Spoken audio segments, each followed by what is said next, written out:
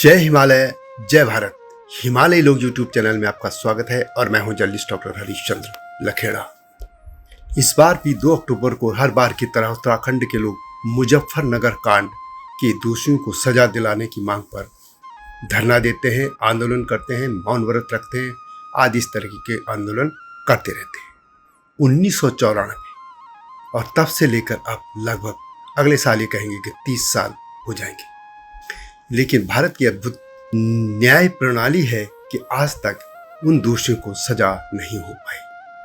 इसी क्रम में उत्तराखंड आंदोलनकारियों को याद करते हुए एक महान शख्स थे और उनका नाम था BR टमटा, यानी बहादुर राम टमटा।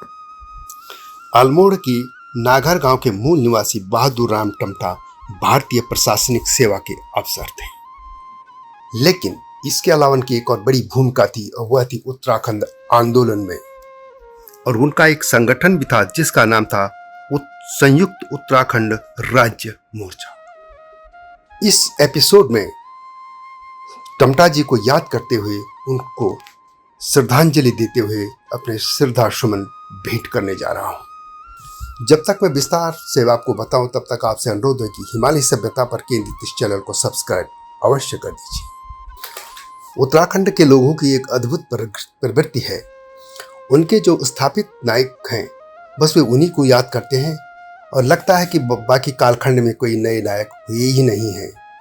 आप किसी भी कार्यक्रम में चले जाइए, आप देखेंगे कि वही पुराने नायक हैं, उन्हीं को याद कर रहे हैं, उन्हीं को श्रद्धा सुमन दे रहे, अब बाकी नायक जैसे कि हुए ही नहीं है। मैं उन नायकों का कोई कमतर नहीं कर रहा हूँ, उनका अपनी अपनी क्षेत्र में भूमिका महान रही है, लेकिन और भी तो नायक हुए हैं और उन नायकों में एक थे BR टमटा। उत्तराखंड के जो शिल्पकार समाज है उनमें जो सबसे ज़्यादा समृद्धशाली जो समाज अब उभर कर सामने आ गया है वह है टमटा।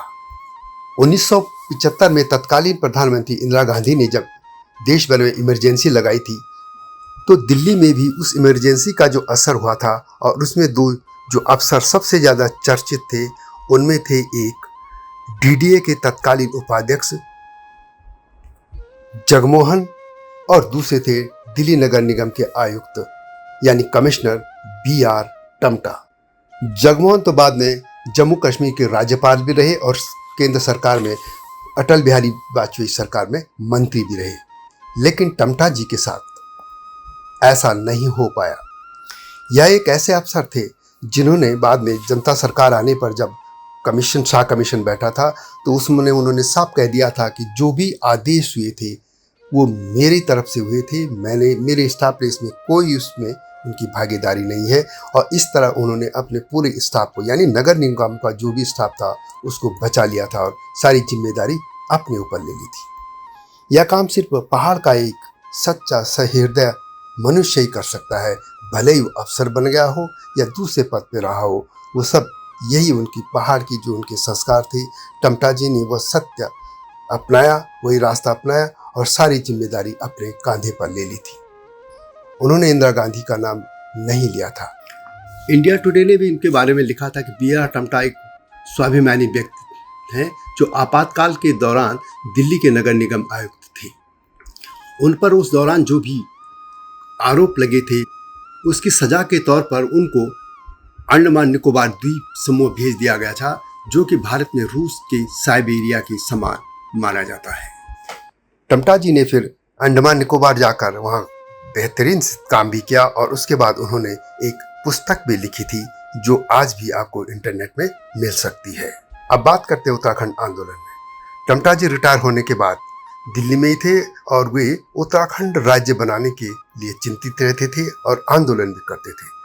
आपको याद होगा कि जब UKD का आंदोलन उत्तराखंड में पूरे पहाड़ों में चला था 90 के दशक से पहले, उसके बाद बीच में आंदोलन शांत हो गया था, लेकिन दिल्ली में भी इसकी ज्वाला जलती रही और टमटा जी ने 1994 में जो उत्तराखंड में आंदोलन था और उसका असर दिल्ली में भी हुआ था, लेकिन टमटा जी ने उससे पहले ही दिल्ली में आंदोलन करना शुरू कर दिया था। उत्तराखंड राज्य संयुक्त मोर्चा, यह संगठन रिटायर IAS अफसर बहादुर राम टमटा ने बनाया था। यस जो मैं बोल रहा हूँ अब, यह मेरी पुस्तक उत्तराखंड आंदोलन स्मृतियों का हिमालय में है। नगर निगम के आयुक्त रह चुके टम्टा ने 24 अप्रैल 1994 को रामलीला मैदान में एक रैली की थी। आंदोलन के तेज होने पर भी टम्टा सक्रिय रहे। जंतर मंतर पर धरना देने वाले संगठनों ने टम्टा को तवज्जो नहीं दी। इससे नाराज टम्टा के उत्तराखंड संयुक्त मोर्चा ने जंतर मंतर के समानांतर कई कार्यक्रम किए। यानी जंतर मंतर पे दिल्ली के आंदोलनकारी जो संगठन थे वो एक वहाँ पे धरना प्रदर्शन या जो भी उनके कार्यक्रम थे वहाँ से करते थे, तो टम्टा जी अलग का आंदोलन करते थे। दरअसल इसका भी एक कारण था। यह सब आप मेरी पुस्तक उत्तराखंड आंदोलन स्मृतियों का हिमालय में पढ़ सकते हैं और मैं इन घटनाओं का साक्षी रहा हूँ। इस पुस्तक में लिखा है मैंने, बी.आर. टम्टा के नेतृत्व वाले उत्तराखंड राज्य मंच ने 6 मई 1993 को राज्य के मुद्दे पर दिल्ली में सर्वदलीय बैठक बुलाई थी। पहले इनके संगठन का नाम कुछ और था। यह पहल लंबे समय बाद हुई थी। अल्मोड़ा के नागर गांव के मूल निवासी बहादुर राम टम्टा भारतीय प्रशासनिक सेवा के अफसर थे। उनके नेतृत्व में 24 अप्रैल 1994 को एक रैली निकाली गई थी। 2 दशक बीत जाने के बावजूद वह शाम आज भी, यानी जब मैं पुस्तक लिख रहा था 2014-15 के आसपास की बात मैं कर रहा हूँ, तो तब मैंने लिखा था कि वह शाम आज भी याद है जैसे कि कल की बात हो। जब टम्टा जी शाम को इंडियन एक्सप्रेस की बिल्डिंग में मेरे पास आए थे, तब मैं जनसत्ता में काम कर रहा था और पत्रकारिता में नया आया था। 92 में मैं जनसत्ता में आया था। आहत थे टम्टा जी, यह इसका शीर्षक है। दुखी व आहत दिख रहे टम्टा जी ने मुझसे कहा था, मैंने तो राज्य की मांग पर यह रैली निकाली थी, लेकिन लोगों ने मुझे जाति सूचक शब्द कहे। मुझे उन्हें देखकर यह यकीन करना मुश्किल हो गया था कि क्या यह वही अफसर है जो कभी संजय गांधी का बहुत करीबी था। इमरजेंसी के दौरान टम्टा दिल्ली नगर निगम के आयुक्त व जगमोहन डीडी के उपाध्यक्ष थे। दोनों को संजय गांधी की आंखें कहा जाता था। बहरहाल टम्टा जी प्रेस रिलीज देकर चले गए। टम्टा ने 1990 में उत्तराखंड विकास संघर्ष मंच बनाया और फिर 3 अप्रैल 1994 को संयुक्त उत्तराखंड राज्य मोर्चा। इसी मोर्चा के बैनर तले 24 अप्रैल 1994 को रामलीला मैदान में रैली आयोजित की गई थी। उत्तराखंड के परंपरागत वाद्य यंत्रों और परिधानों के साथ इस रैली में शामिल लोग रामलीला मैदान से संसद मार्ग तक पहुंचे। वहां पर यह रैली सभा में बदल गई थी। वहां पर विवाद इस बात पर हुआ कि कुछ लोग गिरफ्तारी देने के पक्ष में थे, जबकि टम्टा इसके विरोध में थे। टम्टा ने माइक से ऐलान कर दिया था कि कुछ असामाजिक तत्व गिरफ्तारी देने की बात करके इस कार्यक्रम को असफल बनाना चाहते हैं। पुलिस चाहे तो उनसे सख्ती से निपट सकती है। टम्टा के इस बयान से लोग नाराज हो गए थे और उन्होंने अपशब्द कहे। इस पर टम्टा जी नाराज हो गए थे और आक्रोशित लोगों को छोड़कर ज्ञापन देने प्रधानमंत्री कार्यालय चले गए थे और उसके बाद वे मेरे पास जनसत्ता में आए थे, क्योंकि उससे पहले से ही मेरे बहुत अच्छे संबंध हो चुके थे और मुलाकातें भी होती थी। इसी क्रम में उसी दौरान एक बार वे आर.के. पुरम पहुंच गए, जहां मैं रहता था। उन दिनों मैं आर.के. पुरम में रह रहा था। रविवार का दिन था और मुझे याद है कि तब मेरा ऑफ होता था, संडे को ऑफ, यानी उस दिन छुट्टी। टम्टा जी एक एम्बेसडर कार लेकर आए थे और उन्होंने कहा कि सीधे वो मेरे रूम में आए थे और कहा कि चलो मेरे साथ बैठो कार में। मैं अटकता गया था। मैंने कहा कहाँ चलना है? कि चलो एक रैली है दिल्ली कैंट में। और मैंने कुछ ही देर में उनके साथ चल पड़ा था। जब हम दिल्ली कैंट गए तो वहाँ पे आर्मी ने उनकी जो संगठन था उसके बैनर तले रैली होने से मना कर दिया था, यानी होने नहीं दी। ये बात वहाँ का जो सदर मार्केट है उसी के आसपास ये रैली होनी थी। सभा, छोटी सी सभा। तो फिर उसके बाद लोगों ने ये तय किया कि वे वहाँ से थाने तक नारेबाजी करते हुए वहाँ आ गए थे और उसके साथ आर्मी वाले भी आते रहे। हालांकि इसके बाद ऊपर तक भी बात गई थी। तब adjutant general lieutenant general Madan Mohan Lakhera ji थे, उनसे भी बात हुई थी।